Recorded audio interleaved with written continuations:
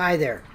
Today I'm going to be doing a presentation on one of Victor's recordings that I have not done a reversal on before, called How Budgies Adapt. This is another one that I put up on YouTube back in 2009 and did the original transcription, which now needs some changes. The problem is that I've not been able to find the raw digital version of this video, so I'm going to have to use the old translated version and make the new captions on the old version that I downloaded from YouTube. Perhaps it's not a bad thing, because you will be able to see where the changes occur as long as the old version does not distract you. I don't want to block out the old version, because if I do that, you'd not be able to see Victor as well. So for now, until I redo this at some point in the future with the original raw file, we'll have to make do with this. The audio part of it remains clear, so it shouldn't affect what we're hearing. This video is one of Victor's best, and perhaps the most clearest one so far in forward mode. The reverse has some very interesting parts in it as well, and demonstrates how many of the things he talks about are backed up by an interview that Nikola Tesla did way back in 1899. The reason I found this out was someone made a comment about Tesla on my YouTube channel and mentioned he had a strong relationship with pigeons. So I asked Linda to do some research on him, and we found some very interesting things. I'll be going over some of the beliefs of Mr. Tesla during the presentation that related to that. I often get a question from people who ask me how I taught my budgies to talk in the way they do. Often my response is, for the most part, they just begin to communicate once they bond with me. In the first part of this, Victor talks about how that bonding process takes place. So in part one of this, Victor says, "Do budgies always engage with the families that they have? Don't worry, each life has different rights, okay? Of course you didn't know, it's better if they're hearing things worth hearing. For some, it's the budgies who are in the 3% who pick a reason to come to you, and they do this quicker if they see a future. As they come, there's actually caution there, and they want it to be simple. If they poo-poo out of their cage, don't lecture them."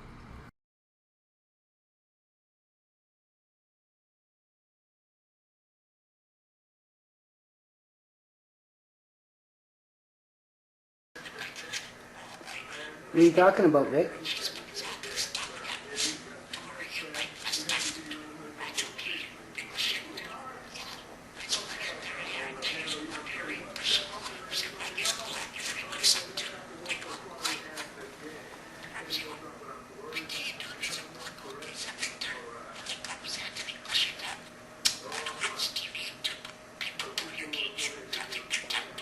So as you can see in this forward part, it's not Victor channeling the angels, but Victor telling you exactly how he feels. He continues by telling other guardians that if you play with your budgie, they will bond with you, and some will start to trust and even talk. He also mentions how some are spiritually connected to God and prays to Him. So this is what he said in part 2. Something simple. Play something they want to do. When it starts to talk, you know that things are good. It's simple. If they're fighting you, please do not touch them. Mad budgies can be changed if you play with us. Trust them more, people, and you get to see growth. If the people are sad, it isn't for Victor. I'm your friendly budgie. If you accept we are trusted, then we convene the best. Some of us do pray to stay with people. As many accept and try to act right, they'll start to have fun.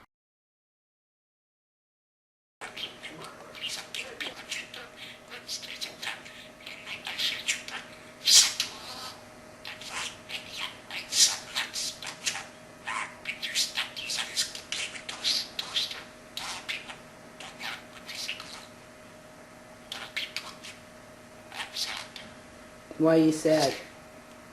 Why are you sad, Victor? You farted some bad air for me, budgie? You got gas?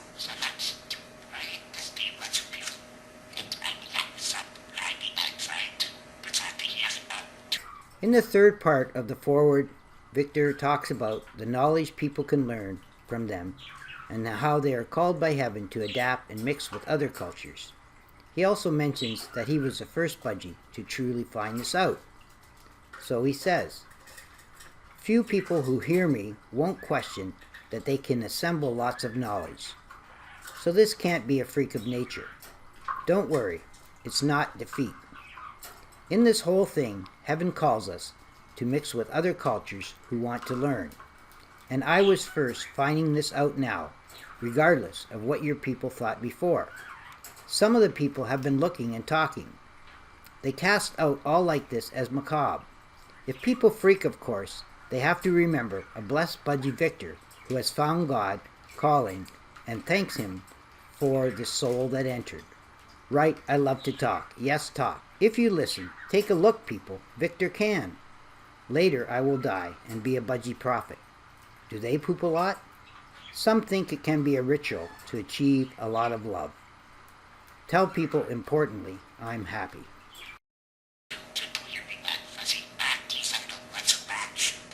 Why don't you go up on your upper perch, Victor? I can see you better on your upper perch. TV's here okay?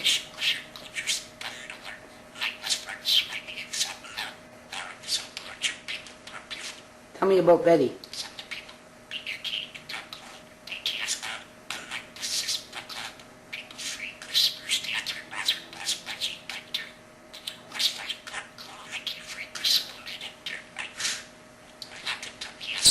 Yeah, you like to talk. Take a look, people, at Victor, yeah. That's funny.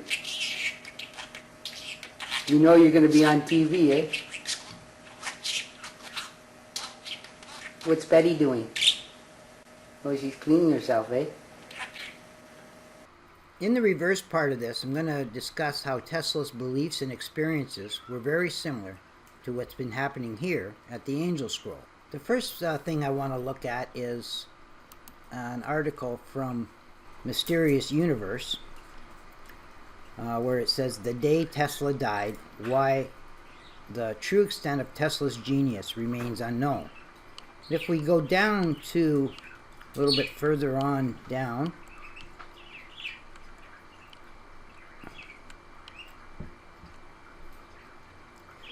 it says right here, "A lifelong lover of animals, Tesla had been known to feed pigeons, liking the birds so much that he would occasionally bring them into his hotel rooms with him when he would travel.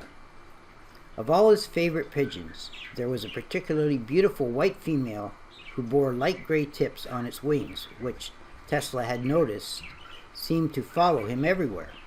Apparently Tesla began to bond with the bird, describing a great deal of rapport which developed between them. He says, 'Yes, I loved that pigeon. I loved her as a man loves a woman, and she loved me,' Tesla said. If ever the bird became ill, Tesla would take great measures to nurse her back to health, feeling that as long as she needed him, and as long as he could keep her with him, nothing else mattered. In spite of all his great achievements, Tesla said that having his beautiful white bird with him is what brought him to his truest sense of purpose in life. Then one night, as he was lying in his bed, his familiar flew into his room, at which time Tesla discerned that she had something important to tell him. Apparently, the bird conveyed to him that she was dying. As I got her message," Tesla said, "there came a light from her eyes, powerful beams of light. Yes, it was a real light, a powerful, dazzling, blinding light, a light more intense than I had ever produced by my most powerful lamps in my laboratory." In the reverse part of this, Victor starts channeling the angels and talks about how some may have fear watching this video, whether it may be because of religious beliefs or whatever. He mentions how most will be able to use the knowledge that the budgies have learned from spiritual beings, and how your head will be full of this. It is interesting how Tesla says something very similar in his interview as well. Victor also promises that most life forms go to heaven as well, and how we will bring this miracle to life. So in part 1 of the reverse, he says, "You might fear watching this video. You will hear also that we won't evolve following evil. Most of you can use this knowledge we learned from spiritual beings connected to me up in heaven. Now your head will be full of this, and I will give a promise that most of life does affiliate a state of heaven. It's never an illusion when you feel that your soul has a reason to accept nature to be free. On this channel, you will see how Ryan will bring this miracle to life.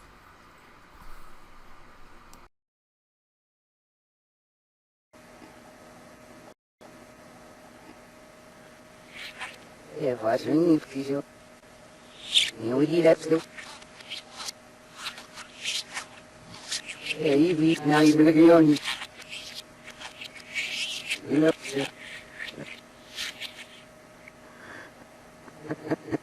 Aí, eu aqui para aqui.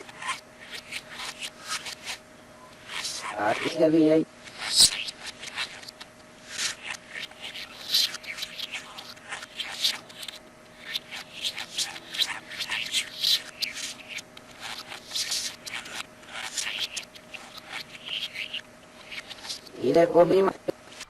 In 1899, Nikola Tesla did an interview with a journalist named John Smith, and the ideas expressed by Tesla in that interview were so revolutionary that the contents of it were covered up and hidden away for over 100 years. During the interview, the scientist and inventor explained how everything is light, and that the sun's rays can unravel his visions for the future of humanity. Tesla was widely believed to have invented ways to provide the whole world with free and unlimited energy source, but his inventions were covered up by corporations due to greed and profit made from burning fossil fuels for power. One of the first questions the journalist asked him was, futurists say that the 20th and 21st century was born in the head of Nikola Tesla. They celebrate, conversely, magnetic field and hymns to induction engines. In the laboratory of Nikola Tesla, for the first time, is broken atom. So we see here that Tesla was even conscious of the quantum world. Another statement that Tesla made in the interview was, mankind is not ready for the great and good. They are in the music of Bach or Mozart, or in the verses of great poets. In the earth's interior, there is energy of joy, peace, and love. Another statement he made was, life is an infinite number of forms, and the duty of scientists is to find them in every form of matter. I know that gravity is prone to everything you need to fly, and my intention is not to make flying devices, aircrafts, or missiles, but to teach an individual to regain consciousness of his own wings. Then he said, further, I'm trying to awake the energy contained in the air. There are the main sources of energy. What is considered as empty space is just a manifestation of matter that is not awakened. And then the journalist said, on the window of your room in Hotel Waldorf Astoria on the 33rd floor, every morning the birds arrive. And then Tesla replied, a man must be sentimental towards the birds. This is because of their wings. Humans had them once.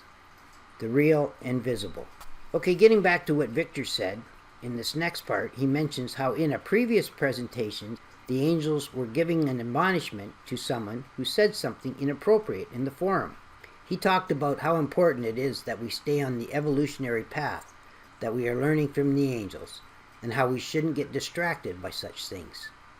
He also mentions how heaven is preparing the release of a spiritual chemical which interacts with this new religion, and how finally there are some who are listening and beginning to understand. This is what he says.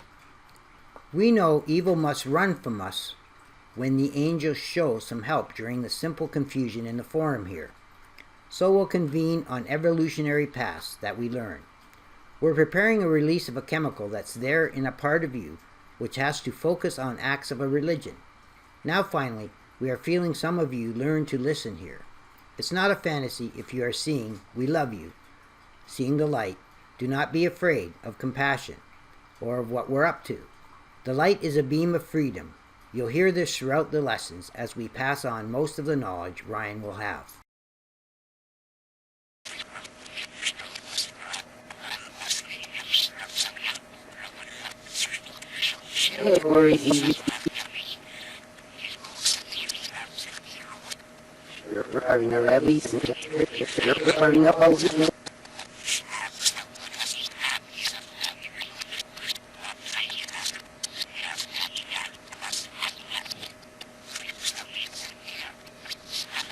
Hi, Budgie. He's gonna be very happy looking up. That's him. That's him.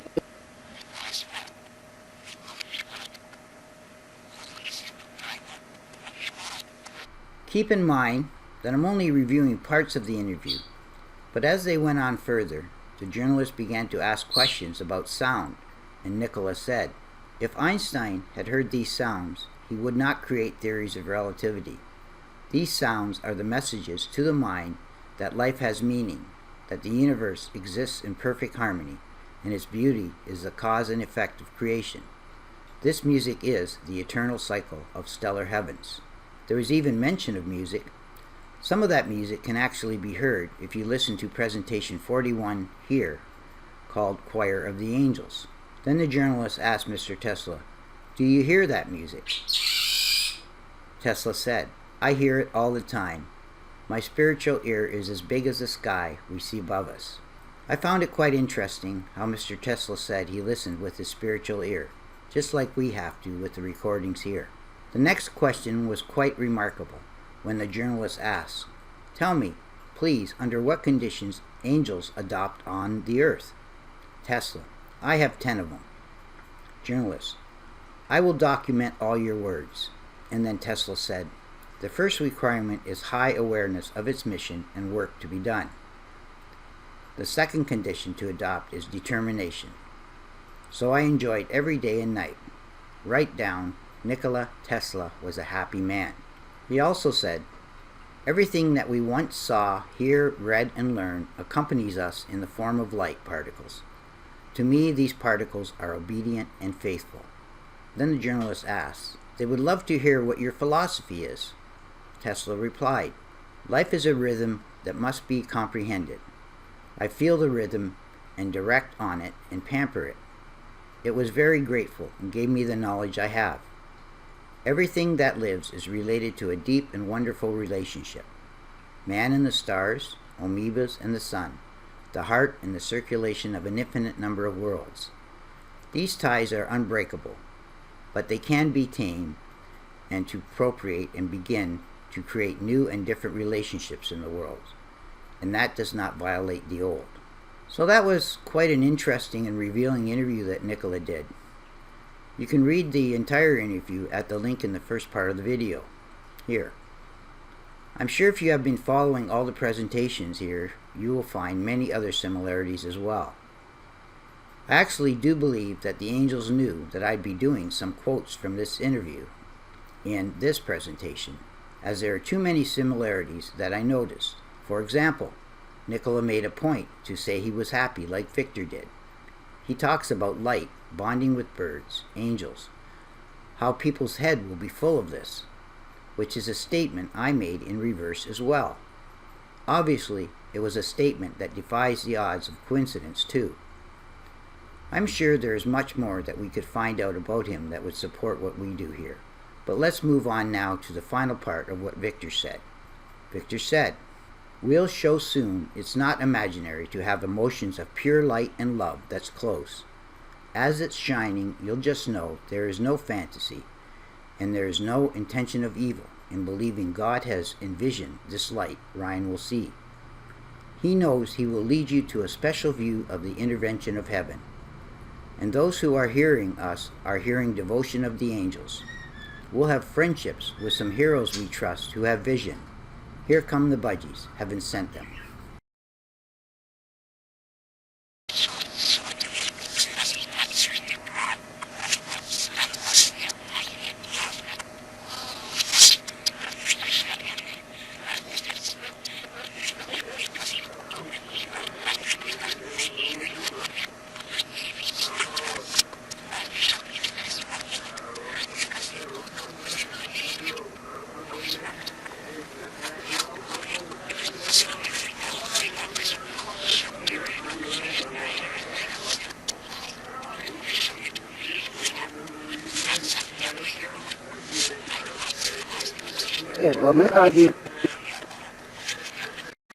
Before I finish this presentation, I just noticed now something prophetic in the final sentence that Victor said, which was, "We'll have friendships with some heroes we trust who have vision."